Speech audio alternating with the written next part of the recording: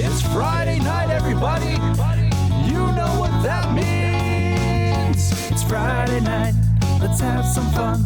Let's get together and play a ton. Hi, I'm Matt. And I'm Jon. And we're Friday Night Games. And we want to immerse you into our love of the hobby by educating and entertaining you through our board gaming adventures. Our podcast lands every Friday, and we create content for Instagram, Twitter, and YouTube. This episode is sponsored by TabletopRenaissance.ca, located in our hometown of Windsor, Ontario, Canada. They just launched their web store, so check out TabletopRenaissance.ca for your board game and tabletop miniature needs. On the last show, we were talking about the 15th Annual Golden Geek Awards by Board Game Geek, and we went through a bunch of the categories, but we didn't get through all of them, so this is the second part, and on this show, we are going to finish off all the categories, but there's going to be one catch to it. Jon hasn't seen the list of winners or nominees, so he has no idea what's going on, and because of that, we're going to make him guess. And just so you know, our special guest today is Michael from AthexTube. So, hey, Michael, what's up again? Hey, guys. Yeah, I'm glad to be here and looking at this list of the 15th Annual Golden Geek Awards. Yeah, and this is great, because we're actually pretending like we didn't record the whole thing. But we totally did. That's all right. And we already know it's actually a really good podcast. So thank you for sticking with the second part. You're really going to enjoy it. Michael, just quickly throw out there where everyone can find you. Oh, sure. Yeah, my main platform is YouTube. It's at youtube.com/AthexTube, AthexTube. And I can also be found on Instagram and Twitter at AthexTube as well. Yeah, make sure you check out Michael's climber videos, which he does every week, right? Yeah, I've been doing that for about maybe like 4 months now. Every week I've gotten a lot of good response to that. We look at, what games are climbing up the BGG list the fastest. And I also do, unboxing, playthroughs, and reviews. Awesome, yeah. And I've been really enjoying your climbers list. It's been very, very insightful. You can actually read it on Board Game Geek, too. The links are usually with the YouTube. Sweet. Yes. Check that out. All right, so print and play. Here we go. Has anyone played any of these before I go on to this? Has anyone played a print and play in 2020? No, I think what's interesting is that this category is like really relevant right now due to the pandemic and how many of us stayed home this year. So it's actually pretty interesting that it's on here, as well as, Zoomable Games and Best Board Game App. I like those categories, how they were added in. Yeah, so I've only played one on this list. I played Rolling Realms, but I did actually print out a few other games that aren't on this list that I think must have been released last year, and one of them was the winner. I didn't get a chance to play those yet, but I think that the fact that this is a category here, and also the fact that Shut Up and Sit Down did a big episode on print and play games, really brought this to the forefront. And after you go through the nominees, you'll see that there's some big names on here, like Rolling Realms was from Stonemaier Games, and some others from other big studios that kind of release print and play versions of their games. Yeah, Rolling Realms that's supposed to come out this year, like the actual version of it, which is pretty neat. Oh, I didn't know that. Yeah. So look for that. Oh, hopefully I didn't spoil anything. Don't worry about it. What's Jamie doesn't send us anything anyway, so it doesn't matter. Yeah, I haven't played anything of this, and I know nothing. I know about Rolling Realms. That's about it. I do know one. I know the Crew had their own little downloadable expansion due to COVID, which I thought was cool. I don't know why that's not up here, but maybe people just never got around to playing it. I do remember Ticket to Ride being print and play, and I thought that was awesome. Did you go through the list of nominees? No, I didn't. Okay, well, here's the list of nominees. Here we go. Seven Wonders Duel Solo, Black Box, Bomber Boys, Gravelot 1870, Paleontologists, Roll and Cook, Rolling Realms, Rollway Station, and Ticket to Ride Stay at Home. There you go. I like Seven Wonders Duel Solo. That's hilarious. Yeah, I think that's hilarious. So funny. That should be Game of the Year. I'm going to go with the only one I heard of, which would be Rolling Realms, which is, I think, if I'm remembering correctly, kind of like you kind of play through all of the Stonemaier games a little bit. I don't know anything about it. Yeah, you basically, there's like little areas that have each of the Stonemaier games on them. And then one of the cool things that he did with this is that he refined it kind of as people played it and got feedback. He would actually update it and provide new versions of it. Wow. So it was kind of like a mass play-tested game, which was kind of cool. Nice. That's really cool. I totally want to go download it now. Yeah, I'm looking at it right now. Yeah, it's pretty neat. And I think it was nice that he used all the same like iconography and stuff from the other Stonemaier games, so it kind of tied everything together. I think this is kind of a sad category because I think the games that are going to win are probably the most popular games, not necessarily like, because you know a lot of the print and play games are actually kind of like indie. They're like independent games, just people just trying to get it out there. And I feel like this is going to get taken away from like, you know, Rolling Realms because it's a Stonemaier game, Ticket to Ride because it's like another big company, Days of Wonder, and Seven Wonders Duel, same thing. I bet you those are going to be the winners. And not because I have the list in front of me. Well, so what one thing is I think it's good that they have this out here because it brings more exposure to print and play. And there's actually a separate print and play award on Board Game Geek where they have like the print and play like competition every year. Fun fact. That's how we started. We actually reviewed a couple of the print and play games during that competition. Oh wow! As like that's like how we started our podcast. We didn't know where to start, and we're like, we'll just do these print and play games. And we actually had a ton of fun. Some of them were really fun. Like probably episode 2. What was that game we played, John? The Epic of Gil and Ennis. Yeah. That was great. And then like one person had Secret Agent, which they like used basically a computer program to determine that the game was fair. And I'm like, this is awesome. I couldn't even believe the amount of effort they put into these games. It's super cool. And one other thing to think about with the print and play games, at least from the stuff I saw, most of the people that are designing these things are, you know, designing it to share with others and not designing to like be published or anything like that. Yeah, they don't care about the money, which is great. Yep. Also sad because they probably could make money.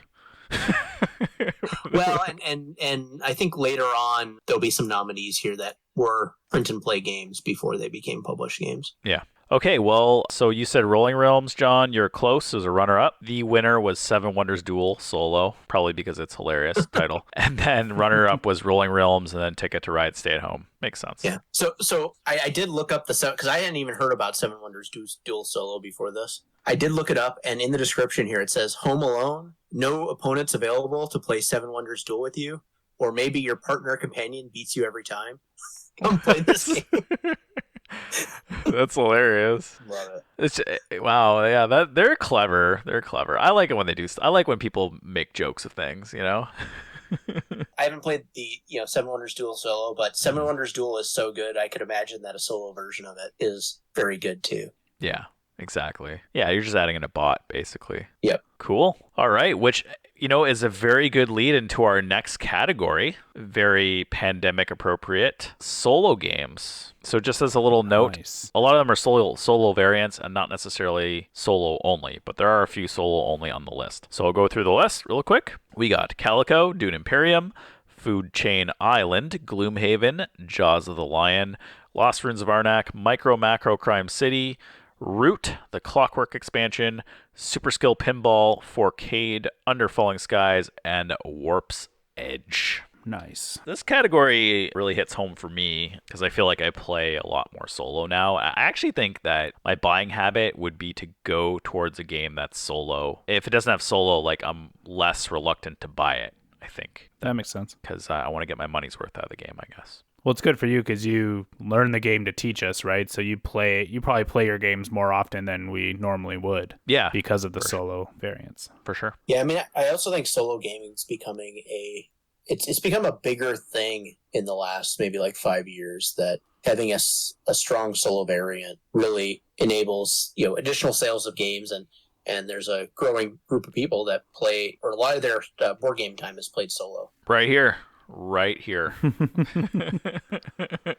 All right, so which one do I think is the winner? So I played Dune solo. I played Gloomhaven. I haven't played Lost Ruins of Arnak solo. I have. And I played Under Falling Skies. Those are the games I own. I mean, Under Falling Skies was a ton of fun. I like the Space Invaders board game, but I like that there's a kind of a campaign to it as well. But I think I'm going to have to probably go with the popularity contest on this one and say that Gloomhaven won. Wow. It's really interesting looking at this list because I own and played Calico solo. Dune Imperium you own, but I borrowed it and played it solo. Food Chain Island I haven't heard of. Gloomhaven you own, I haven't played. Arnak I played solo. Micro Macro City we talked about that I'm gonna buy. Root, the Clockwork expansion, I love that Clockwork expansion. I really do. Did that add the solo play to Root, or did that exist before? So basically, the Riverfolk expansion had a solo bot. It was like the mechanical marquee, but it wasn't very good.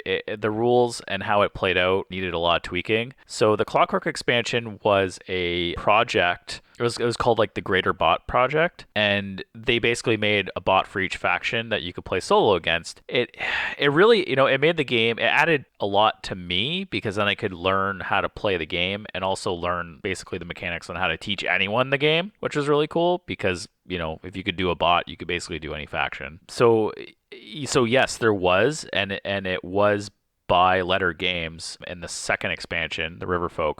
But then a group of people started doing the Greater Bot Project for Root, and then Letter Games decided to take that on and release it. Okay. So yes, but it wasn't very good. And then that specifically is really good. And if you have a lot of solo time and you want to play Root, I 100% recommend the Clockwork expansion. And they're coming out with a second one too, which I'm really excited about. But, that won't come out till next year. But I'll definitely get it. Yeah, I feel like Root's going to have an expansion a year until they stop selling.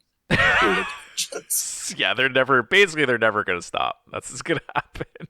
Print that money. So one thing I did want to say is Under Falling Skies on here, if I remember right, was actually a print and play game that was then subsequently published.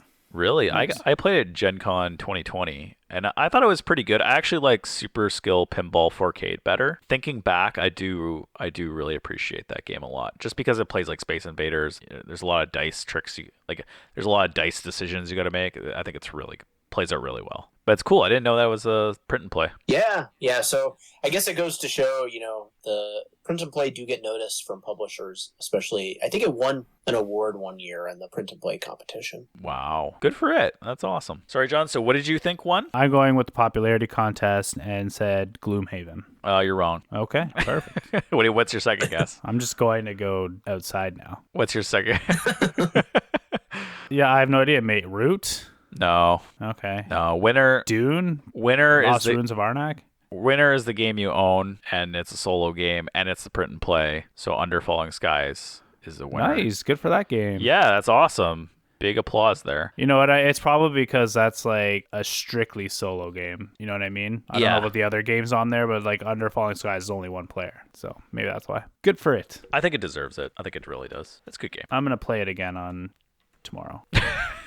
In celebration. Maybe I'll bring it to work. You're busy at work, eh? Yeah. Does tears fall from your eyes? Okay, well, the next category is... I really like this category. It's thematic games. Usually these games look really cool and fit a theme, and everything in the game fits that theme. Here they are. They're Cosmic Frog, Dune Imperium, Dwellings of Eldervale, Etherfields, Forgotten Waters, Gloomhaven, Jaws of the Lion, Lost Ruins of Arnak, Marvel United, On Mars, and Pandemic Legacy Season 0. I feel like that Sesame Street song's like, one of these things is not like the other. Should play. Like Marvel United just seems like sticks out like a sore thumb on this game's category. That it's like the most thematic or not the most thematic? I mean, like if you look at the other games, like Marvel United is just like, it looks like a kid's game. Okay. Essentially like very cartoony. Everything else is very much not. Oh. So I like that I like that Dune Imperium and Lost Ruins of Arnak are on this category because I think they're very two comparable games, and I always say that I like Dune Imperium as a better game, but I think Lost Ruins of Arnak has a better theme. I think it has a better theme too, actually. Is it best thematic game of the year? I don't know. I haven't played much of this list. I might have to go with either like Dwellings of Eldervale for popularity reasons, maybe On Mars. Okay. Probably my two picks, but I think Dwellings would probably be my number one. Yeah, so thematic game of the year is actually Gloomhaven, Jaws of the Lion. Okay. Runner-up is On Mars, and runner-up after that's Dune Imperium. So what does everyone think of that? That's weird to me. Yeah, I don't know how I feel about that. I mean, I feel like there is like a thematic connection in Gloomhaven, but I don't feel like theme is the main aspect of the game. Yeah, same. Games. But I would also argue that most of these games aren't like heavily thematic games anyway. Maybe Etherfields or Right. I mean, even the runner-ups, right? Dune Imperium and On Mars don't feel very thematic. Maybe Pandemic Legacy Season 0 should have won. I don't know. Here's a question, Michael. What do you consider a thematic game? Yeah, so I think it's a game where... So a good example of a thematic game that I think is an excellent game is Zia Legends of a Drift System. Mm-hmm. So it's a game that I feel like is best enjoyed if you're not trying to win it necessarily, but you're trying to do something fun. I think Western Legends is kind of in the same vein of it. And I just think that when you're... Or I guess another way to look at thematic games is a game where the theme is at the forefront of the game. So I think what a good example of that would be. Like, I think a lot of thematic war games kind of put the theme ahead of other aspects of the game. Maybe you could argue Twilight Imperium is more of a thematic game than a strategy game. A game like that at least puts the theme at the forefront ahead of some of the mechanical aspects. It's very interesting to me because I feel like thematic games and like art and presentation are very similar, right? I feel like a thematic game and a game that has like great art and presentation are like, I guess like they're focusing on the same thing. They're trying to make the theme is at the forefront, and they basically take their imagery and design around the imagery, right? So like, I guess Etherfields would actually be, I would agree 100%. That is like 100% thematic, right? The way you're playing, the characters you're choosing, the whole scenario you're doing is all themed around each other, right? While like Dune Imperium, yes, Dune Imperium is the theme of the game, but the mechanics, I mean, I guess you're like choosing a house, but it is not the same as like Etherfields. I guess Etherfields closer to like Dungeons and Dragons, while Dune Imperium's closer to like, I don't know. Worker placement game? Well, so, it's weird. Yeah, so like I would say a thematic game. Actually, another example of thematic game would be a lot of the Arkham Horror stuff. Oh, okay, yeah. Yeah, exactly. Yeah, those are heavily thematic games. Art, scenario, story, right? Exactly, yeah. Some other story-based game, like maybe like Stuffed Fables is more of a story-based game. Oh, I think we just nailed it. I would say story-based would almost be like what what a thematic game should be, right? So if that's the case, then I guess like I can agree with Gloomhaven winning. That makes sense to me. Yeah, I don't know. I guess when I play Gloomhaven, at least, and maybe this is just me, I'm not really playing for the story, though. Oh, okay. Like, I could see you playing, like, Etherfields maybe for the story, although Absolutely. I heard it's kind of weak. Or, I think a lot of people played Tainted Grail for the story. Right, or Nemesis. That's another one of the same vein, right? For the story and the thematic connection to those games. Right. Whereas... I don't think a lot of stuff on this list this year. Maybe Forgotten Waters I think Forgotten Waters is a heavily story-based game. Right. Yeah, it is. Maybe that one should have won. Yeah, I agree. It's an interesting list. It seems like a tough. Maybe that's the problem that like we're obviously struggling to try and put it all together. Or even think of games for 2020. Maybe that's the same problem everyone had when they were voting and choosing the games, right? They're like, thematic game? I don't know. My opinion differs from other people, right? I mean, thematic game is kind of another way of saying Ameritrash game, I think, in a lot of ways. So the Ameritrash game of the year is Gloomhaven. Oh, that's funny. But like traditional Ameritrash is just is where theme is again ahead of mechanisms.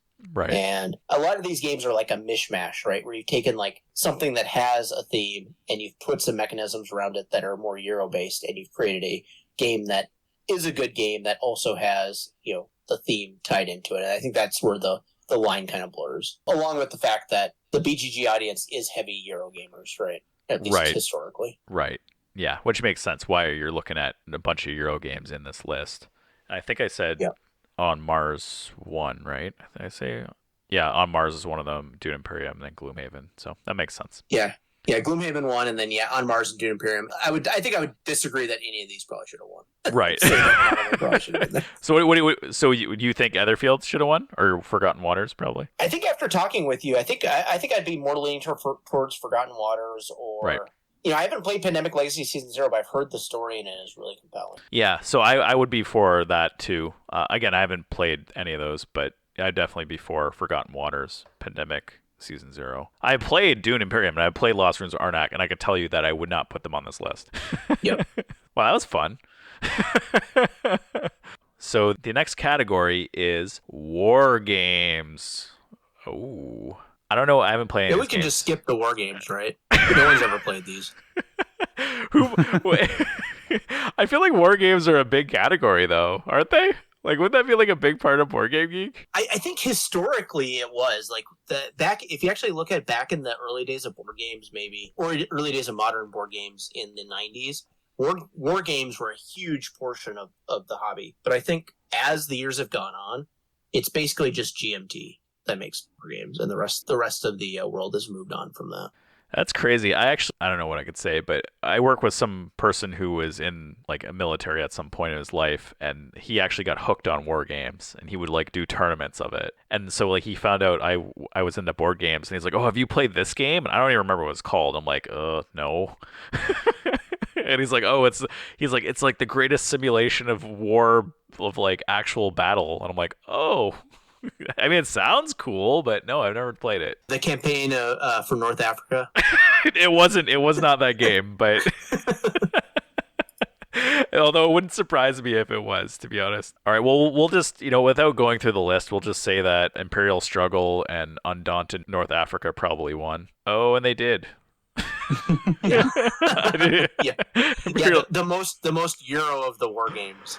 Yeah, it's exactly the one that most people have probably played. Yeah, Imperial Struggle and Undaunted North Africa. And then after that was Versailles 1919. So one thing I will say is while we're talking about this, I looked them up, and roughly 50% of these games are published by GMT. That's awesome. So they have like a real big following, man. That's super cool. Yeah, I mean, they're basically the war game manufacturer that also makes the occasional like Euro game. Yeah. That's hilarious.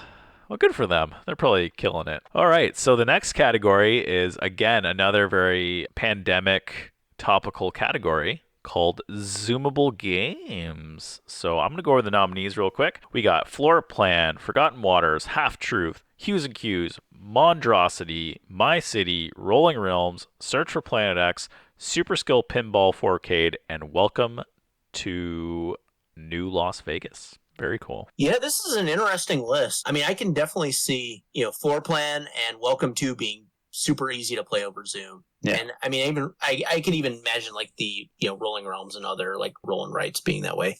But I don't know, have you ever thought about, or I mean, I guess no one here has played Search for Planet X, but I don't know how that would work over a Zoom. I don't know how that would work over Zoom either. I read people were playing Forgotten Waters over Zoom because it is like a co-op game, which is super cool.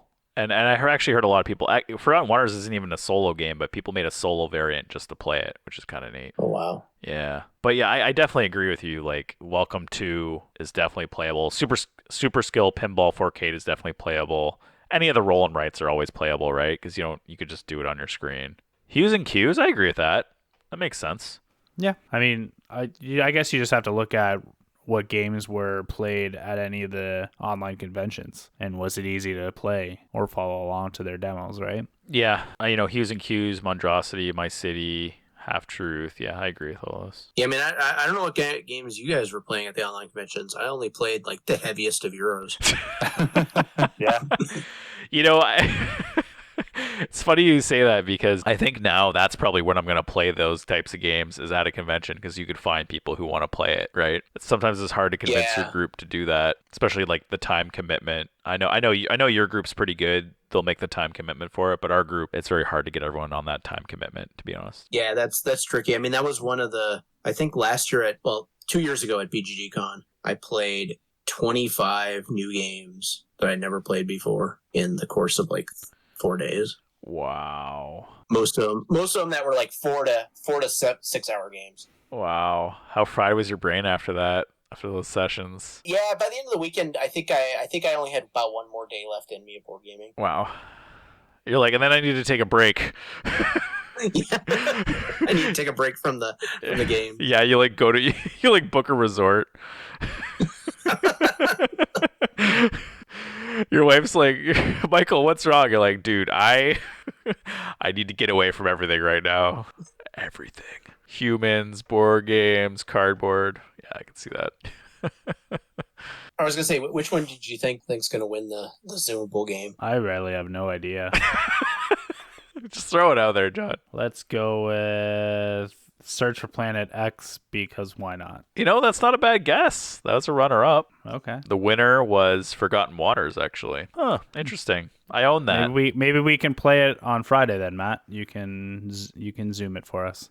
Two Fridays, because I actually have to learn the game. Okay. If it's actually the best Zoomable game, then you should be able to play it. You can work through it and. I don't know. It's a long game. It's like a 3-hour minimum game, I think. It's time commitment, but you know what? Maybe I will. I can play it solo. I'll play it solo. I mean, you're trapped at home still, right? I am, but I got a lot of Hearthstone to play, Michael. Come on. And then runner-up was My City. That's actually cool because we stream that, and I can agree with that. It's super easy. If you have your own board, you could, or if you just print off a board, you can draw in the shapes. Okay. I agree with that. Search for Planet X. I'm actually like super curious about this game now because I did hear a little bit of hype, and then you kind of sold me on it, and I have it coming, but who knows when it'll actually show up. Well, now that it won this, it's making me think, is it possible to play over Zoom? And I just checked. It's $130 on Amazon right now because it's sold out still. Wow. That's crazy. I know it's been sold out for a while. I know I heard they're trying to make another print run of it, and that's kind of the problem they're running into. So, makes sense. Okay. Well, here's a fun category. Best Podcast. And your nominees for Best Podcast of the Year are... Wow, this is strange. I don't know if you guys are seeing the same list I'm seeing, but Friday Night Games is on it like 9 times. Is that the list you see? No.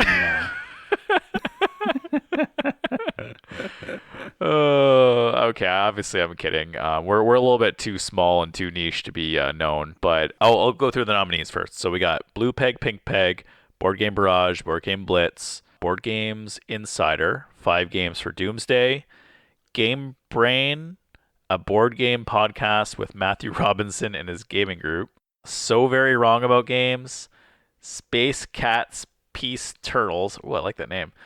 This game is broken. That's got to be a TI 4 podcast, I think. You think so? Maybe. That makes sense. Yeah. I think it's only... Oh, no, they're also doing Root, but they do a lot of... It probably started as a TI 4 podcast. They're on a lot of episodes. Holy smokes. Yeah, unofficial podcast of Twilight Imperium fans. There you go. Strategy board games, yeah. That's hilarious. That's a sweet name, though. Man, I love. Interrupted the last one. This game is broken. Do any of you listen to any of those? I mean, I know like Board I Game have Barrage. listened to some of them just to kind of hear what's up, just see what the competition's like. yeah. I listened to Board Game Blitz in addition to Friday Night Games, but none of the other ones. Yeah, I know. Friday Night Games is great, eh? those two guys are they're complete idiots, but they're funny. I've listened to So Very Wrong About Games and Blue Peg, Pink Peg, and I think I did listen to a couple Space Cats Peace Turtles podcasts, but I know So Very Wrong About Games is pretty popular, so I'm gonna go with that one as the winner. I think people really like Blue Peg, Pink Peg, and Board Game Barrage. I honestly should listen to more. I feel like I just get in that rut of like trying to get our show going. Sorry, so what did you think won? So Very Wrong About Games. You got it. Wow. Wow. How'd you know?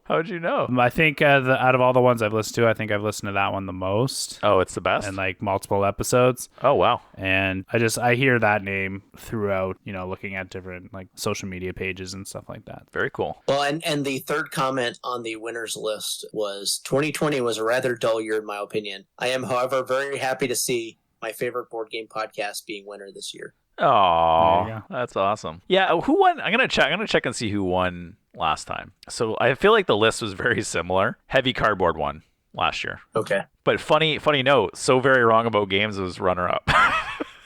There you go. Yeah, so with podcasts, I think you can only win once, and then you're removed from ever being able to win again. Oh, so Heavy Cardboard will never be able to win, but then So Very Wrong will never be able to win. Oh, that's kind of cool. Yeah.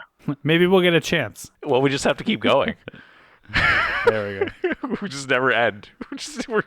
And our stick is just like, well, we were gonna end after season 4, but we really wanted to win an award, so we just kept going. There you go. What do you think, Michael? Do you think they'll help us win? Yeah, maybe. I mean, it looks like you got to get to at least like 150 episodes before you have a chance. Oh man, okay. That's doable. That's like Another year or so. Yeah, that's about 2. Well, I mean, there's 50 weeks in a year, so yeah, about another 2 years maybe. Yeah, we're on episode 90, I think. Yeah, and we're already running out of ideas. I got some plans. Yes. Well, good. We need them. We're running out of ideas because we can't play games together. That's why. That's so true. It's been freaking like 4 months, so. You know what? I gotta give ourselves a little bit of credit here. We've kept this thing running for 4 months without actually getting together. It's actually pretty amazing. Is your backup plan still the OnlyFans page? Yes. Yes.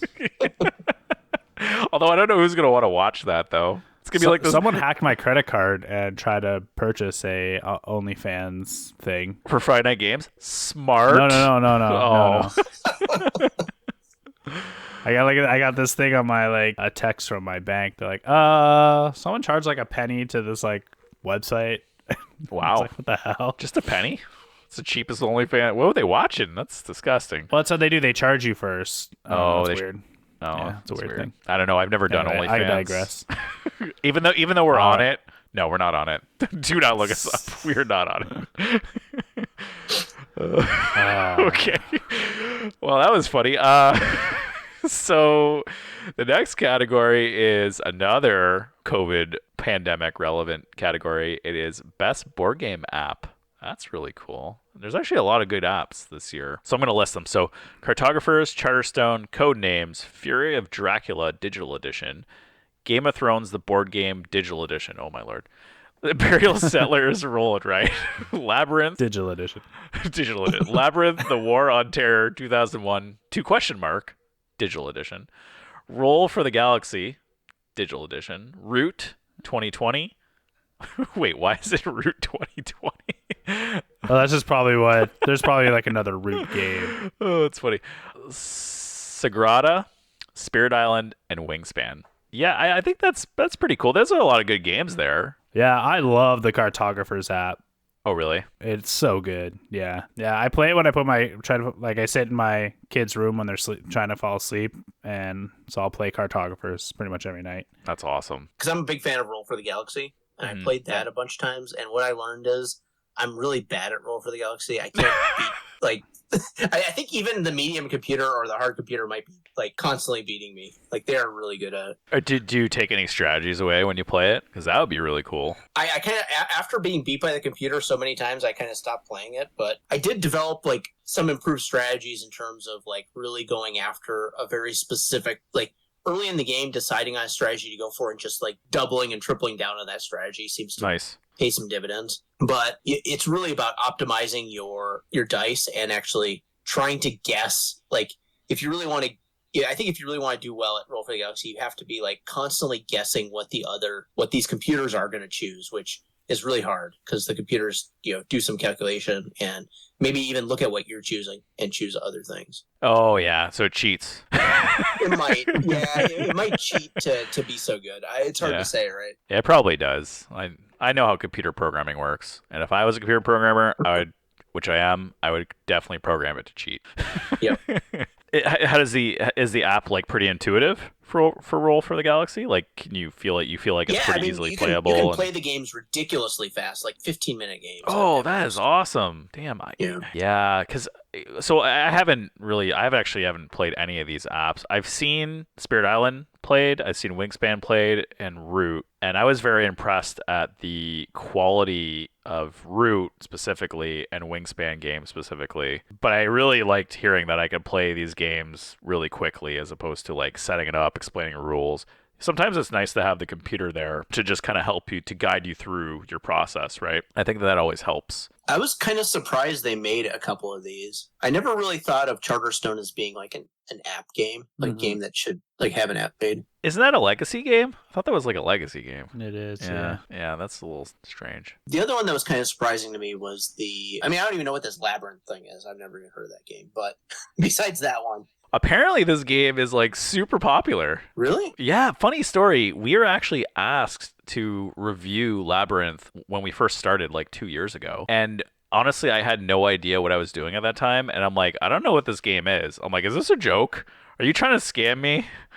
And then later on, I find out like, oh, this game is like super popular in Britain. I'm like, really? Okay. Yeah. So I'm looking it up here. Okay. It's a war game. That's why. Oh, okay. It's a GMT war game. Oh, is it really? Yep. Oh my god. Okay. Yeah. So I guess that explains why I don't know anything about it. But the other one that I was a little bit surprised about to see on this list was a Game of Thrones board game, digital edition. Yeah. Why would that be? That's a long game to begin with. Well, I guess maybe it's up there because it's be quicker against like a computer. What do you think? Maybe, but I don't think it's going to be very fun against the computer. Like the fun of the game. I don't know if you've played Game of Thrones, the board game, but the fun in this game is the negotiation with other people and determining when they're going to screw you over, because it's going to happen, because you can't win the game. So Game of Thrones, the board game, if you haven't played it, is a faster version of diplomacy, I think, is a good way to. Every house is going to select their moves simultaneously, put down the chips so that everything's selected, and then everything gets revealed and resolved in a certain, based on like turn order plus, I think, certain things. I forget the details there. Mm-hmm. So the fun part of this game is like, you have to take the strengths of your house and, negotiating with other people in terms of, who to trust and when to backstab them. It's basically... It's Game of Thrones. It's basically Game of Thrones, yeah. But it's an incredibly long game. Like, I think the first time I played this game, it took us like 7 hours, and the second time took us like 6 hours. Oh, you were telling us this. And that was just with 5 people. Wow. So I can't believe it's any slower in the digital edition. Maybe it is. I don't know. Do you think like having the computer being a helper would speed you along a bit? I think so. I mean, I think the resolution of the actions gets a little bit complicated. Okay. And so probably having the computer to do that. And maybe it makes the game more fun, right? Because if the fun part is the negotiation and the selection of your actions, maybe that part isn't slowed down. It's the same speed, but everything else that goes around that happens faster. So maybe it's a better version of it. Yeah, so exactly. Maybe because it's a better... Oh, this is interesting. I'm actually thinking of like John, we should play some of these on a Friday. I downloaded Fury of Dracula just now. Are you serious? Yeah. As we're talking, you're like, download this? Download this?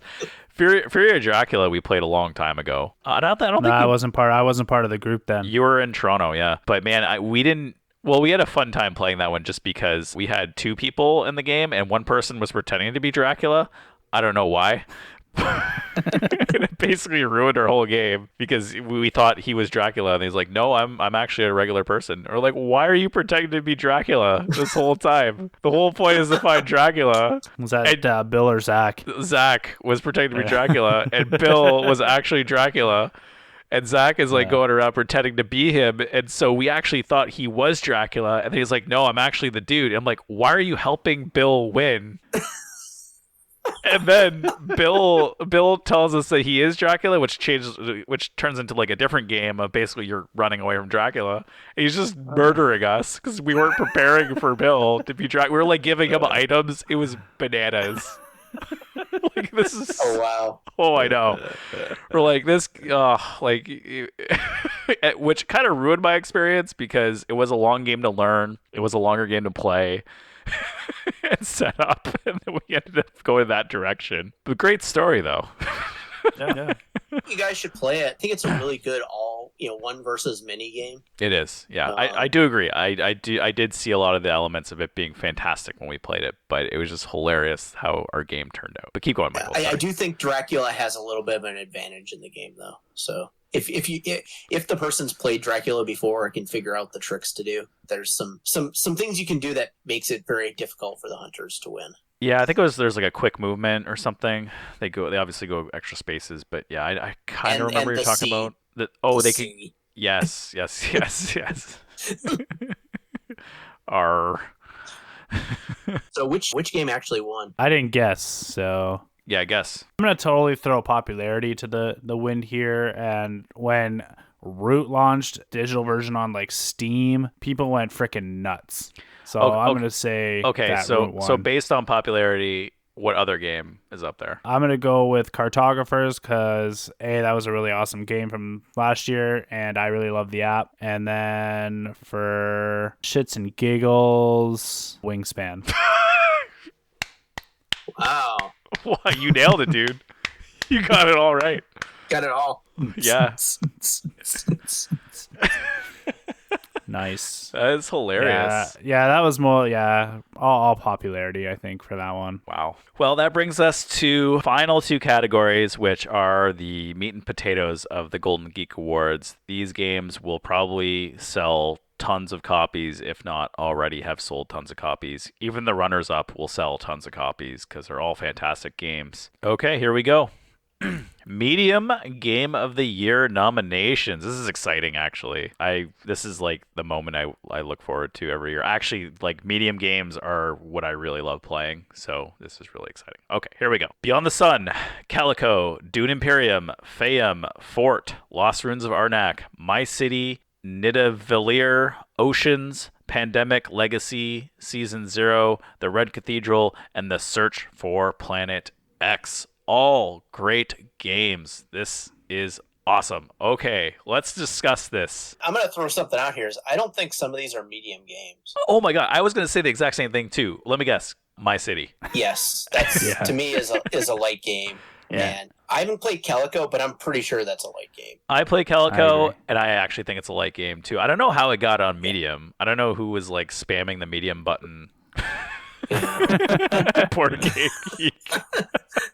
And the third one that I'm kind of questioning whether it's a light game or not is the Red Cathedral. I haven't played that one, and it's on my list. Like, again, it's one of my pre-orders, and it's just hard to get. Yeah, I've heard it's kind of like light medium. It's like on that borderline, I guess. Yeah, I guess I'll say it's probably a medium game. I would say I played it, and I think it's probably going to win some major award this year. Although I'm surprised it didn't get nominated for more stuff in this list. I think it didn't get nominated because I don't think it's as available. Because I actually tried seeking it through so we're in Canada. It's really hard to get here. If it's hard to get and then I started looking in like Amazon in the States and stuff. I couldn't even get it. And I'm like, if it's hard to get in the United States, it's going to be really hard to get here. So that the number of people who played it is really low. Maybe. Yeah. I thought it was available on the Geeks store, though. Was it? Maybe it was. Maybe it's not anymore. No, it is. It's still available there. Oh, geez, I should buy it. It's been available at the Geek Game Shop for a while. Oh, so I think it was hard to get for a while. But even My City they're both Cosmos games, right? So My City was hard to get also for a bit, only because they were only releasing it in Barnes & Noble at first before they brought it to game stores. So there's a little bit I don't know, I'm not a big fan of that. I'd rather go to the small game stores so they can make money and continue to bring me my Beyond the Suns and Dune Imperiums. Just my opinion. Yeah, we happen to be pretty lucky here in Austin. We have the Gaming Goat Austin game store that tends to be able to get some of these hard to find games in. Nice. Well, they must know what they're doing, which is great for you. Yeah, I don't know how they get them, but they got games like a game that pretty much no one can get, Eclipse 2nd Edition. They somehow got copies of it. What? You can't get that game. That game's not even out, in my opinion. Yeah, they got copies of it though. They probably had a few. They went around stealing the copies from. They had a list of the Kickstarter people. They're like, oh yeah, okay, House North Austin, yeah, okay, we got it. My game now. That's funny. Yeah, there's a lot of great games on this list. Michael, what do you want to win this? I know you know the winner, but what do you think? The feeling I would say is that one thing is I haven't played all these games, but based on the ones I've played and what I know about them, I would kind of put The Search for Planet X, Red Cathedral, and probably either Dune Imperium or Pandemic Legacy Season 0 as my choices. Nice. Yeah. For me, I would say Dune Imperium is my top choice of this list. And I agree with you 100%. Calico and My City shouldn't be on here. Obviously, I haven't played everything either, but yeah, Dune Imperium and man, I'm actually gonna say Lost Ruins of Arnak would be my top two. Yeah, I would put those two on my list as well, and maybe Pandemic. Yeah, Pandemic has been. I mean, I know that game was pretty popular. Okay. Okay. All right. So, you ready for the winner, John? Mm-hmm. Yeah. It's Arnak. Okay. Runner up is Dune Imperium, and then the second runner up is Calico. Wow. That's funny. That's a weird list, too, especially given that Dune Imperium's been destroying Lost Ruins of Arnak on the ratings. Yeah, I don't know. It's already broken into the top 100. Oh, has it? Nice. Yeah, it's at 94 now. That's awesome. Nice. I remember I asked you about that on Twitter. Yeah. That's good. Yep. That's good. Dune Imperium's going to rise like crazy. I like Dune Imperium better than Arnak. I could say that. Yeah, I got to get my wife to play it. We played Arnak together, and she really liked it. If you could play Arnak, you could play Dune Imperium, honestly. They're very similar. Arnak may be the theme-wise a little bit more fun and maybe appealing to more people, and maybe that's why. Because Dune Imperium is very much like a Dune. Sorry, I shouldn't say it. If you're into Dune, you're going to love it. If you're not into Dune, you're going to like it. Does that make sense? Mm-hmm. But then Calico shouldn't even be up there. So if we remove Calico, what should be there instead? Any of the other games. I would put Red Cathedral probably in that spot. Okay. I think it's a really good I think it's like the epitome of like if someone designed a game to be a medium weight game.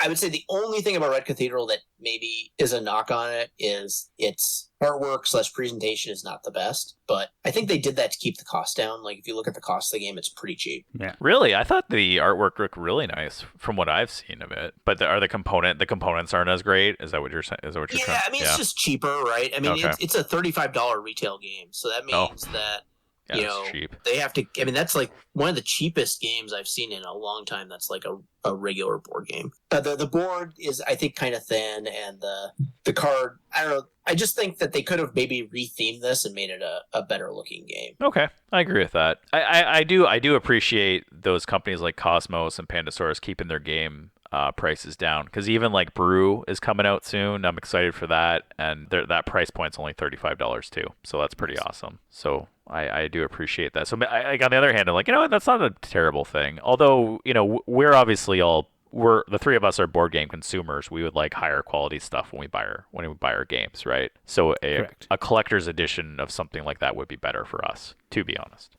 Yeah, but I think for most people, it should be at a price point where you can go into Target or wherever and pick up. I mean, this is why I envision most people playing board games too. They go into Target and they pick up a board game to play that very night. Yeah. Right. Yeah. And I've actually seen it. Like I've been in Target and I've seen people like debating on what game they want to play that night. So I think that there has to be a price point that people can make an impulse purchase on. And I think that something under $40 is really ideal for that. Maybe even under $30. Yeah, I agree with that for sure. Because when you think about it, it's like $10 a movie per person, right? So it's almost the same idea when you buy a board game. Exactly. Cool. Well, that is a very good list of games, though. The medium game of the year. Even the games that we said we would throw out of there, I actually still think those are very good games too. So it's tough. Yeah, and one thing is, I would also argue one other thing is I think that Beyond the Sun is probably not a medium weight game. I was actually going to say I think it's more heavy. Yeah. You think it's light? No. It's more of a heavyweight game. Right. I would say I would probably put it into maybe a heavier weight. Looking at the weight rating, it even has a above 3.0 on the Geek rating, which to me puts it in the heavy category. Right. Although I guess Pandemic Legacy Season 0 has 3.17, so maybe it's not. Yeah, I don't know. I don't know. One thing I did forget to mention earlier is that Beyond the Sun has a version on Board Game Arena now. Oh, that's exciting. That's real exciting. I just saw it, and I was thinking I need to play that because I don't know anyone with a copy of it yet, but I know people that are willing to play games on Board Game Arena. That's awesome. Yeah. I was gonna say it's another game that's hard to get here in Canada. Yep. So that's a solution. But man, yeah, no. But anyways, that's a really great list right there. I think a lot of those games like you should just own regardless, right? Like Beyond the Sun if you can get it. Dune Imperium. I don't know what Fayum is though. Does anyone know what that is? I haven't heard of it. Oh, it's interesting. Fort is a good game if you like deck build. I guess this is like the year of the deck builders. Arnak is good. My City's good. Nidavellir I haven't played, but you hear a lot of good things. Oceans haven't played. You hear a lot of good things. Pandemic Legacy is Pandemic Legacy. Red Cathedral, you're selling me on it right now. And then the Search for Planet X, which you sold on me before. So yeah, that's a great list of games. Actually, right there. thinking about this, I'm surprised Bonfire. I haven't seen it all on this list. You know what? I don't think anyone can get it. Oh, maybe. I think it's just impossible to get right now. I actually have it sitting in a warehouse because it's on an order with monikers. Okay. Basically, I'm waiting for monikers to be fulfilled so it can be sent to me. It's just so disappointing. I'm like, oh, I could be playing this game right now. And I've heard good things. I actually saw the demo at, I think it was the October Board Game Geek show. I think they had a demo of it that I was watching, and I really liked it. And I'm like, I could see it being a fun game to play. But, oh well, what are you going to do? Wait. Yeah, it also that one may break into the heavy game category. Oh, actually, now that you mention it, it is on the heavy game category. Okay, well, that's a good segue. That's a good segue. All right, so we just did Medium, which you could argue is probably the winner of all the board games, because Medium definitely can go to everybody. But now we're going to get into the hardcore, the heavy game of the year. Bum, bum, bum. All right, here's a list of games. I have definitely not played a lot of them, but we will go through them anyway. 18 Chesapeake, Bonfire, there it is, Gloomhaven, Yep. Jaws of the Lion, I'm going to pronounce this really wrong, Hallertau, High Frontier for All, Kanban EV, On Mars, Praga Kupi Regni, I'm sure that's pronounced completely wrong, Tekhinu, Obelisk of the Sun, and Viscounts of the West Kingdom. Wow. There's actually some really good games on this list too. Yeah. Yeah, I would almost argue though that Jaws of the Lion and Hallertau shouldn't be in the heavy. Yeah, I would agree. Oh, really? That's interesting. Hallertau, it's not. You think it's like a medium? I actually have never played it, and I don't know much about it. So you think it's like a medium game? Yeah, I don't think it's any heavier than Beyond the Sun. See, and that's weird, and that's maybe why like Beyond the Sun maybe should have been up, right? Yeah. Against these. I don't know. I mean, it looks to me like their cutoff is a weight of 3.2. I don't know why they chose that, but if it's above 3.2, it goes into heavy. If it's below, it goes to medium. And like games like Pandemic Legacy Season 0 and Beyond the Sun are just under it, and games like Gloomhaven and Hallertau are just a little, or Gloomhaven, Jaws of the Lion, and Hallertau are just a little bit over it. But it also has Gloomhaven, Jaws of the Lion at like a 3.56 weight, and I don't believe it's that heavy. Really? Yeah. 3.56. Wow, that seems a little bit crazy. Yeah, I mean that's like in the range of like, what is it? I think it's similar to Like the maybe original. not Kanban. Yeah, it's similar to like actually Viscounts is even supposed to be lighter than that, and I'm not sure I believe that. I think Gloomhaven, Jaws of the Lion is a very approachable game for most people.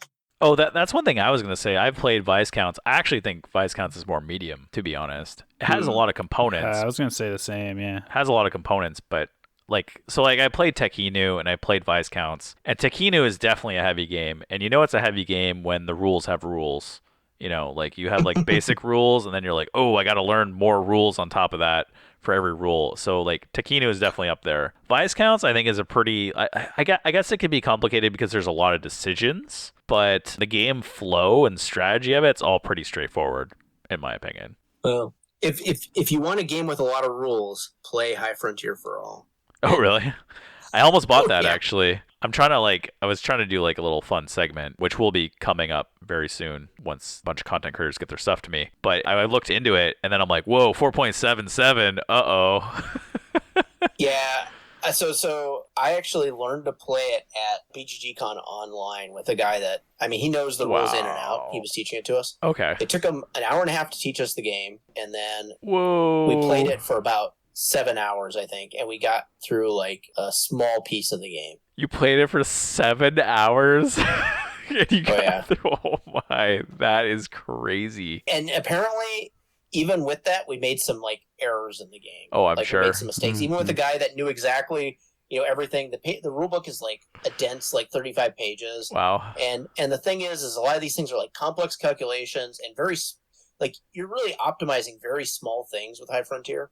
Yep. I would say this is a weird game because it's a very heavy game, but it's also like super highly thematic. Wow. And so it's a weird crossover between these two because it's really about, if you're not familiar with this game, it's one of the heaviest games, on the BGG database, but it's basically about, developing space and developing the solar system. Well, I noticed this version specifically is re-implements a bunch of other versions too. So obviously it's the latest reprint of it with all the expansions too, which maybe that makes it slightly longer, but I don't know. I don't think so, but I will add one thing is they have 2 other modes in here, which makes have quicker modes that are easier to learn. Okay. So if you're not interested in playing the full heavy game, there's other versions of the game. And there was actually, the guy was telling me there's another version where instead of we spent 4 hours of this just developing our rockets. Wow. And drafting cards and buying stuff to even be able to, hardly do anything. I mean, I don't think we launched our first rocket till 2 hours in. So you can kind of bypass that all by having a draft of the rocket parts at the beginning. Yeah. So anyway, it's quite the game. I own it as well, and I don't know if I'll ever play it again. It's more of a collector's edition than it is actually a game you're gonna play. You're like, I got this game, and then someone's like, "Do you want to play it?" You're like, "No." We're just gonna leave it there. I even bought all the expansions for it because I was like, it can't be that bad. It's I played a lot of heavy games, and I was like, ooh, this one, I don't know if I want to teach anyone how to play. It's a convention game. That's what it sounds like to me. Something you go to a convention where someone knows how to play and you play with them. Kind of like what you did. Exactly. Yeah. Yep. That's crazy. Okay, well. Does anyone have any opinions on what should win this category here? I mean, I've only played Gloomhaven, but if I was gonna pick, I don't think Gloomhaven needs to be on this list. I think it's pretty easy to play for me at least. I would say maybe On Mars, just because we started setting it up and we're like, no, it's gonna take too long, and immediately tore it down. Yeah. I had a lot of fun with Device Counts of West Kingdom, playing that with you, Matt. I did too. I actually really like that game. Yeah. But I still think that's more of a medium. Actually, it's kind of interesting because it's the medium, the heavy, you're you want a bunch of games to win, right? Because for instance, Vice Counts could be on the medium list, but it probably won't win there. If it's on the heavy list, it probably won't win there either. But it's a good game you should play, right? Oh, what they need to do is they need to create a medium heavy category. Right. And a light medium. Yeah, and then they can have 5 different categories, or 5 categories, and 5 games can win instead of just 3. Yes, I like that. And sell a bunch of games. Yeah, because that's what this list is going to do. It's going to sell these games like hotcakes, right? Well, I know I bought a couple games already. Right now. Yeah, isn't this what the whole podcast was about? Getting you to buy some games? Yeah, it was. Yeah. What did you buy me? What'd you buy Michael for being on this? What? You're like I sent them all the print in place. All the print in plays are heading Michael's way. No. I bought Beyond the Sun. Did you really? Oh, nice. Yeah. From 401? No, I got it from Area 42 Outpost. Oh wow, that's awesome. Yeah. Hopefully they did with you what they did, or hopefully they deliver the game like they did with you, and I get it tomorrow. They will, or they'll tell you to go to Tabletop Renaissance, our sponsors. Well, I don't know. I think Solon's supposed to order that for me. It doesn't matter. I'll cancel it from him. I don't think he's getting it in. He's backed up. So anyway, what do you guys think's gonna win on this? So you're saying Gloomhaven? No, you're saying Gloomhaven. No, I think you said on Mars, right? Yeah, I said on Mars. Okay. Yeah, and I would also agree that Gloomhaven probably doesn't deserve to be on the heavy list. I think I just think, especially with Jaws of the Lion, with the kind of teach you how to play Gloomhaven, it just makes it a lot. It makes it more accessible. That takes it out of the heavy category. Yeah, so I think it's probably going to win just because it's so popular, but it probably doesn't deserve to be in the heavy category. For games that I would choose, and I also think Kanban EV should be disqualified because it's just Kanban again. Yeah, it's just not another a new version. game. Right. It does look amazing. It looks incredible, but it's not a new game really. It's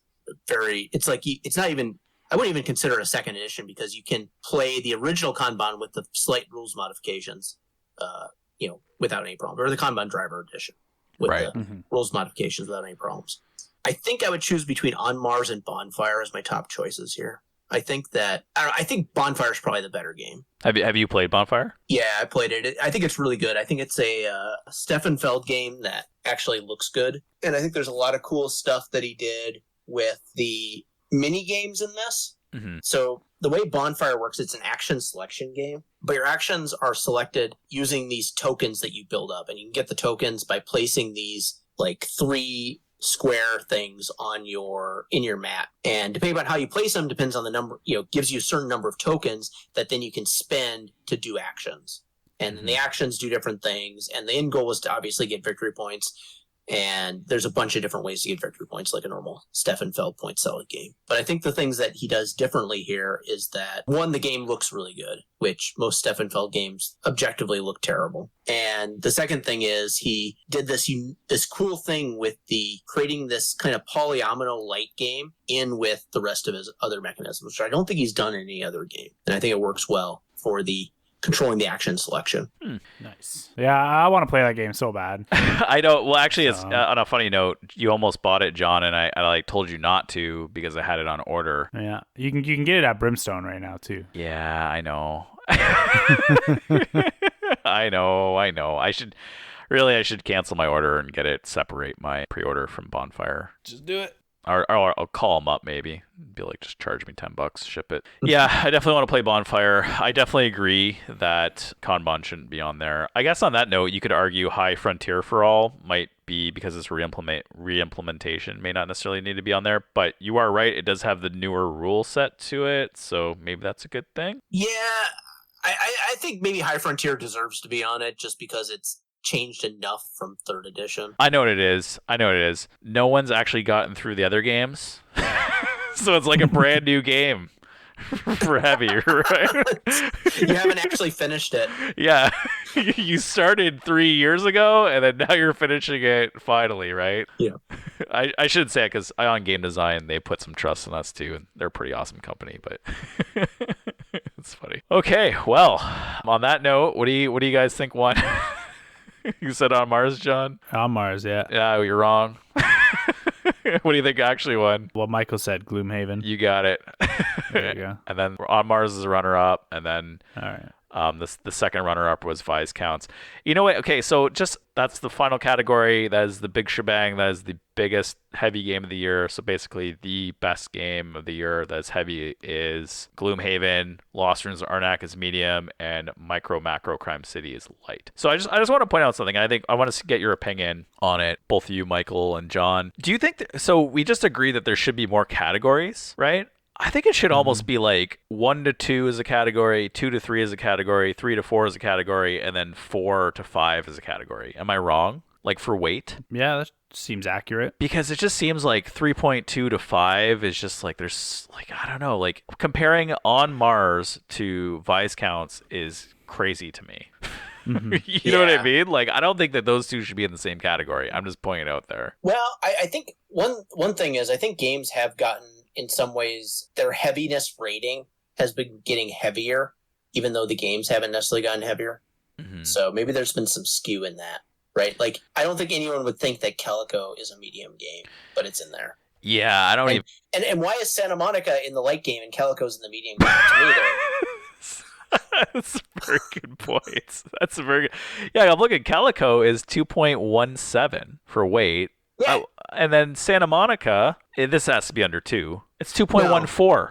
It's 2.14. Yeah. Calico is 2.17, and Santa Monica is 2.14. Who is deciding this? You know what I mean? Yeah, I think they just need to split this thing up into like a more... I mean, I guess you have to have a cutoff, and maybe the cutoff is 2.15 in this case. I don't know. It must be.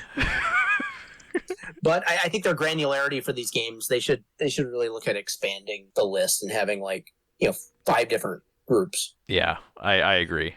I agree with that 100%. Because even like when you look at some of the lighter games, let me see here, because like Project L is a really light game. It's coming in at 1.69. Look at Micro Macro. Oh, is it gonna be like 0? Oh my god, 1.1.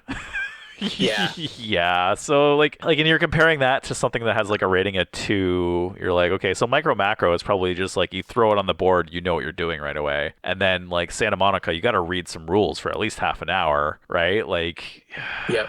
I don't think they should be compared to each other. And I don't think I'm wrong about that. I think both of you agree, right? Right. So Board Game Geek, if you're listening, that's the conclusion of this whole podcast. You need to refine that light game of the year, medium game of the year, and heavy game of the year category.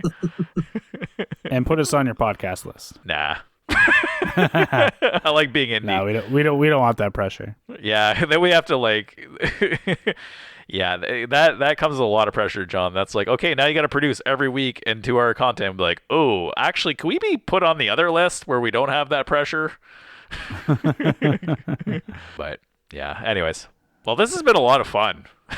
Yeah, thanks again, Michael, for hopping on, especially short notice. Yeah, you're welcome. I had a great time talking about BGG list or the BGG Geek game winners this year. Man, I am so happy that you came on too, because you had a lot of knowledge. Well, you have a lot of knowledge. Every time we bring you on, you have a ton of knowledge, but you definitely help like refine some of the games and what we're talking about. It's been amazing.